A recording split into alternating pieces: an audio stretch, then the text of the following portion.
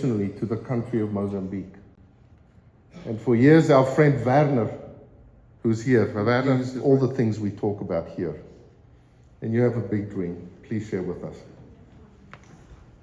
Good morning. Thank you, Martin, for such a wonderful introduction.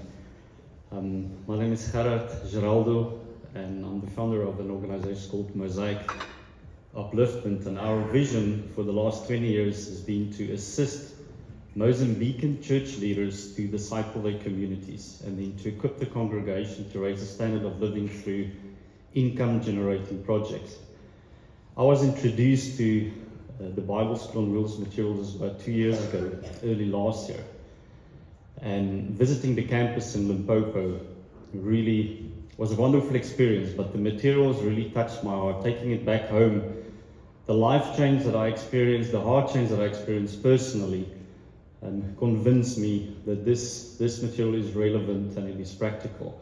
And I started using it in my own community, mostly sharing my own testimony and being motivated by that experience to teach leaders just in the communities near our training center. And I saw the impact with leaders firsthand, and I just knew that we need to translate these materials into Shangaan. And so we've been doing that. For the last year, we've been translating materials to Shangaan in order to reach the communities in our area. You've heard that most of the groups start with the teaching on 70 times 7, and I think the reason is it really brings you to a full understanding of the message of the cross. Our salvation is understood once we really understood forgiveness, and we can apply it. The Bible School on Wheels is currently being used in 40 communities in Mozambique. I had the privilege of bringing 35 Portuguese-speaking leaders to the campus in Limpopo in December last year. 8 heads of denominations attended the training. Currently, it's being used in so many different communities where there are between 4 and 25 different churches, and I can testify more than 22 different denominations are using the materials and applying it in the training of their leaders, which is such a privilege. Now back home, we've got a training center, and our strategy is to bring leaders from rural communities to our base in Manjakas, where we equip leaders and assist them to go back to the communities and bring training in their areas. The challenge in church planting in the rural areas, very often you find disciples, they've been disciples in the cities, they go back to their communities, and there's no spiritual Christ-centered support network there. So they try to start a fellowship of believers. And in this way, a congregation is slowly built, but they've got no formal training. So you find a lot in rural parts of Africa and unreached people groups, there is no formal training accessible to these leaders, and it's very difficult to get these leaders to go to a Bible school way out in the city. We've been able in Mozambique to take hands with disciples like this and equip them. And materials like the Bible School on Wheels is so relevant for community leaders or disciples in these rural areas. It's practical, it's relevant, it really starts with heart change. And with the book, as you know, there's so many illustrations that they can use in a practical way to apply it. The biggest testimony that I can share with you is in a lot of the unreached people groups in Africa, the Zion Church is probably one of the biggest churches in Africa, and they've got no formal training or Bible school anywhere. In all the rural parts of Mozambique where we go to and where God sends us, and when I believe that we've been called to plant churches, we find Zion Church members or some form of leadership there. A Zion leader in our district heard testimonies from leaders that have gone through the Bible training that we provide in our community, and asked me and invited me to bring this training to the Zion Church. Now, this is quite incredible. We work with a lot of different denominations that are Christ-centered, and a lot of the branches in Design Church are not Christ-centered.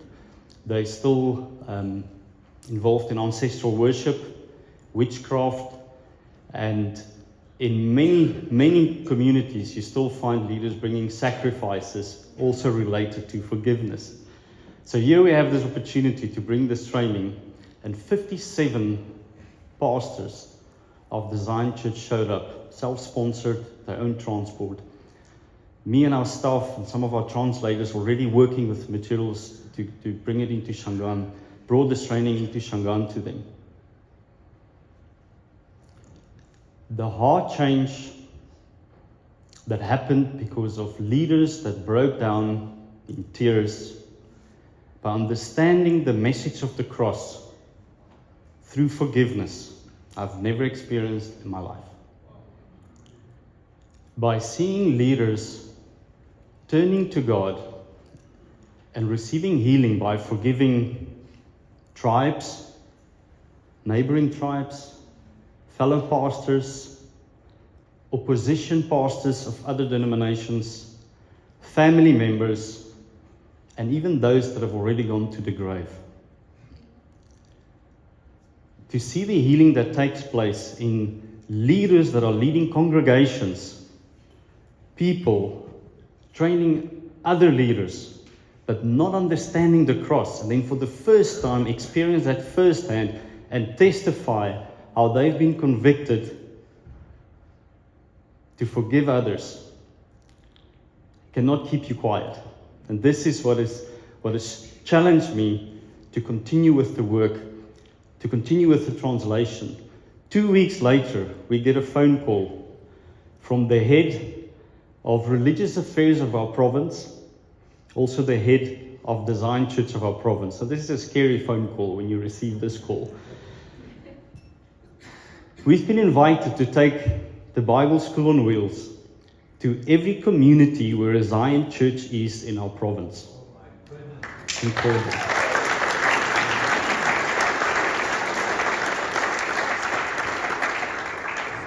Now our vision is church planting.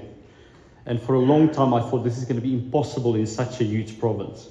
And suddenly God just opens the door in an instant like that and give us opportunity and the trust to take this training and to places where we would have never imagined we could reach.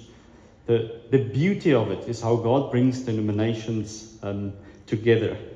And you know, I guess the biggest challenge, just to go back, the biggest challenge for us to take this training to these communities is the fact that they are so far away. Some of these communities are 20-hour drive for us to get to. That means you have to stay there. So we spent weeks. Sometimes we spent 3 weeks on the road, bringing training to communities out in the bush. What I love about the developments with the Bible School on Wheels, and you're with me just to illustrate to you, this is a tablet where the whole Bible School on Wheels is saved on. All the videos, the whole training. I think I have actually book 1 and 2 on there. This becomes a trainer. Instead of me going out to the bush and teaching the communities and take a translator or even my team and spend weeks there, it's costing a lot of money. It's resources, it's transport, it's grueling, it's time consuming. Where this is going with the help of AI, I believe the translation is going to go so much faster, easier, where a translator might just put the final stamp on it to confirm that it is done. But with this, we'll be able to equip, and this is really my vision, to equip the deans we are training in the rural areas with a tablet as they come to our training center, equip them, work through the materials, whether it's for 5 days or ideally a month, but be able to send them back where they can now facilitate training on the tablet. They can push the pause button when they need to discuss. They can meet on a weekly basis. There's no specific model. They can make it work for them.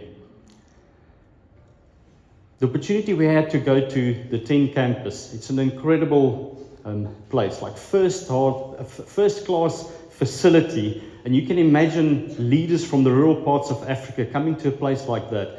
It's like heaven. It is paradise. What you experience here doesn't compare nothing to what African leaders experience when they come to the campus at 10. And for a lot of these leaders, there's no such thing as a holiday. There's no rest. When they rest, it just means like they're not going to preach for 3 days while they're still reading their Bible and prepare for the next week. The campus is a place where they connect, where they interact, where relationships are built. For me, even more valuable, different Christ-centered church denominations are connecting.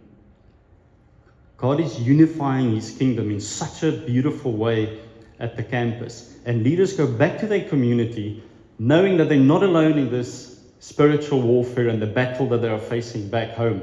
And they build relationship, they are motivated, and they are equipped with practical tools and materials that will last them for a lifetime.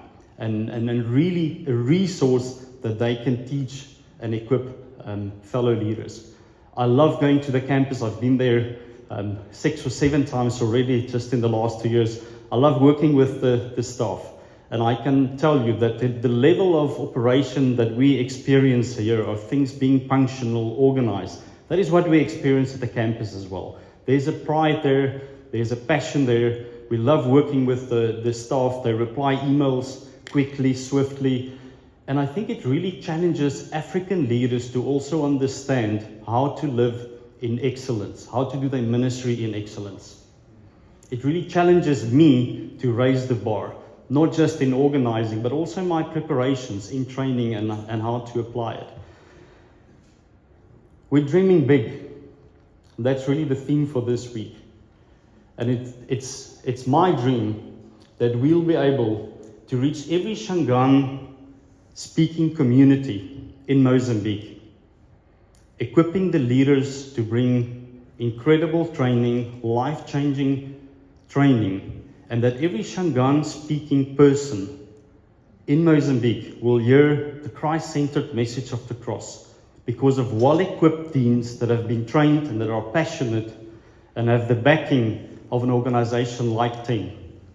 Martin has challenged me to dream even bigger, to think of Mozambique and the 11 provinces of Mozambique. And it is my dream that we will get the materials not just on tablets, but on the voice-over printed form, and that we'll be able to equip every Portuguese-speaking pastor or leader from every denomination in Mozambique with the resources to reach their community in their denomination.